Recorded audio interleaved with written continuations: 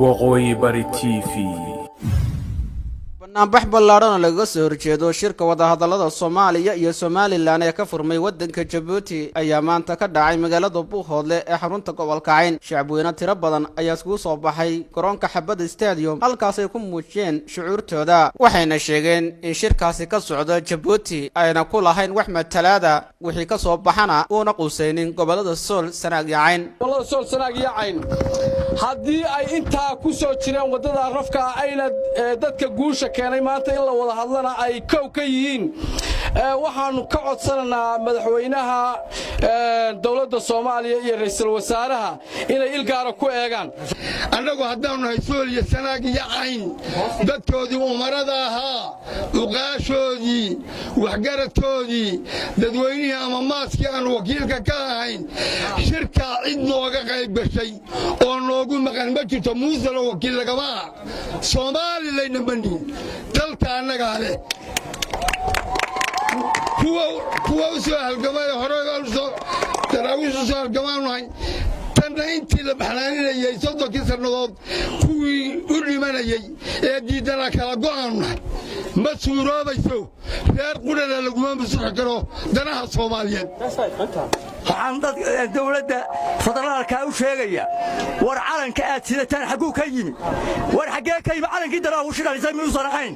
war calankii 5 milyan ee qof Sool iyo Sanaag iyo Cayn ay kaga dhinteen miyuusan ahayn. waxaanu nahay dadkii wali dhuumba afiya ma qorbooge waxaanu nahay dadkii Soomaaliya iyo Somaliland u kala dab qaadayay Soomaalinimada dabada hayay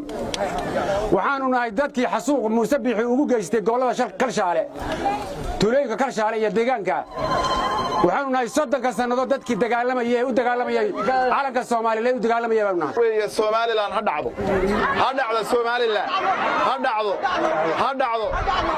qodobka labaad shirka ka furmay Djibouti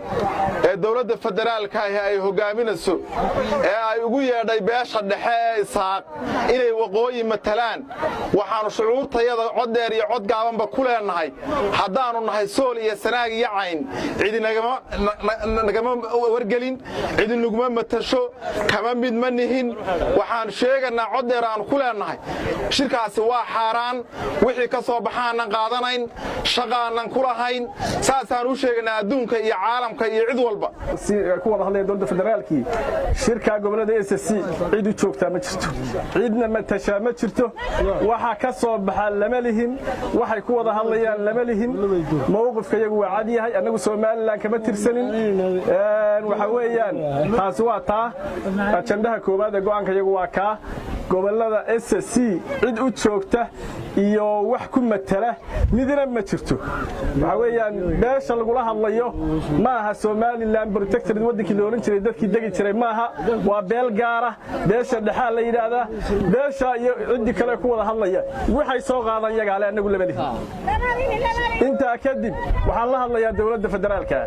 dawlado badan oo federaal ah dhashay dadkani muddo badan buu dagaalamayay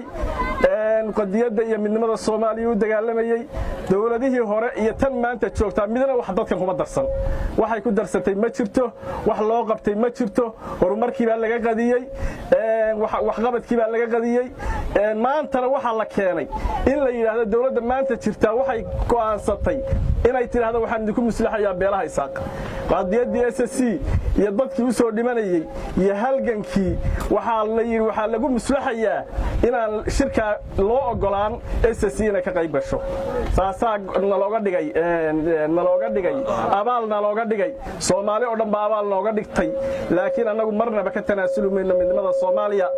haddaan Soomaali weynana Ilaahay baan la kaashanayna awayaan madaxweynaha maanta waxaan leeyahay jooga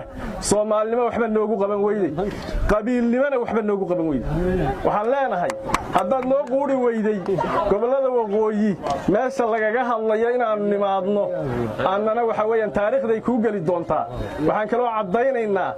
inaad la dagaalamayso adiga madaxweyne farmaajihi beelaha daaro dhammaantood Jubbaland baanu aragnaa Puntland baanu aragnaa SSC baanu aragnaa dawladda federaalka Soomaaliya ee aan aqoonsanahay ee aan u dhintay ilaa iyo maanta iyo maalintan faraska fulay waan taageersanahay waana aqoonsanaan doonaa calanka Soomaaliya ee shingeeslahana kor baan u hayn doonaa intaasaan ku dhaafaya inta labaad haddii Soomaali midowday wuxuu yiri cawadayo anoo nool haddaan calaftidaa gaadhay aadan carab Allah u naxariistee haddii Soomaaliya mar labaad dib u midowayso iyadana waa alxamdulilaahi rabbil caalamiin oo iyadana waa wax lagu mahadnaqo weeyii intaasaan ku dhaafaya haddii se wada hadal la furay oo Soomaaliya ay isugu tagtay Djibouti oo madaxdii u sareysay iyo hay'adii u sareysay dalka ay Djibouti tageen waxaan leeyahay talaafooyin badan baa jiro oo ay dhigayaan cadawga shisheeye ka sokeeyaba wariyaan talaafooyin la idin dhigan waa idin jecelahay bal marka ugu horeysa haddii waqooyi laga hadlayo xabashigu wuxuu yiraahdaa Andiyaano ana af Soomaaliga Andiyaano wa aniga abwaannimada Andiyaano wa aniga luqadda Soomaaliya Andiyaano wa aniga halganka Soomaaliya Andiyaano wa layma dhaafin karo wada hadalka waqooyi layma dhaafin karo wada hadalka waqooyi layma dhaafin karo nabadda Soomaaliya inta dardaaranka weeye Soomaali weeyaan u jeedinaya meel kasta ay joogtiya madaxda Soomaaliya aan sharaftaan jecelahay haddaan inta ka gudbo waxaan leeyahay hundisow hadii gabay ma marin hadalladaydii ma higaadin maasooyinkii igu haboonaay caawanaaday soo hordhigay hibashadiisii u hogaysta laabtiya gacmaha hadiyadu weeyaan liman yow hibadu waa habeen hoodan loo helo ma hawaysan karaan nimaan ahayn higil daraawiish wax saaxiibihii dilay kuwa haatan oo kacay nin hooyadii harweyn laga baxshaa ma hida raaceen hooy baa inoo dhalay kuwa hawlgalka wada heerin baa inoo dhalay kuwa hawlgalka wada hubsanna weynay goortay hablaha lagu hodaayeen hubsanna weynay goortay hablaha lagu hodaayeen Soomaali waa hal ee kuwa haybta kala sheegtay ee calalka haylaamaha la hinduwaasaya waa habar dugaag hayb lahayn hadalladiisii waa habar dugaag hayb lahayn hadalladiisii afarta habeeyay haddaan horay u weydaarto ka hayaamay hayo weyne iyo haradii caymeed waana habiilaan hawdinaan halaw foofsha heelka qararo heegaale iyo har cabuudle heensaha taleex iyo marqaan hurusiyo waamo mar haddaan halyeeyada ku nool soo hubguranaynin huunada iyo huunyada haddaan holc la leefsiinin hubka iyo haddaan lagala hadhin hadiyaday keentay hadli maayo jeeraan hubsada habiya taariikh intaasaan idinku dhammaynayaa gabayga ku soo dhawow bogga aan ku leenahay YouTube-ka ee Waqooyi Bari TV fadlan si aad u heshid wararka ayada fadlan subscribe saar jalasku waxa kuu sahlayaa inaad si fudud ka heshid wararka ayada mahadsanid waan hubaa wararkaanu soo gelino bogga aan ku leenahay YouTube-ka inaad ka heli doontid haddii Ilaahay idmo wararka deegaamada Waqooyi Bari iyo Soomaaliya inteeda kale warar ku saabsan halkan ka hel daawadaha sharafta lahu mar kale hawdeema la'aan bogga aan ku leenahay Facebook-ka ee Waqooyi Bari TV si aad u heshid wararka ayada isna booqo bogga aan ku leenahay Facebook-ka ee Waqooyi Bari TV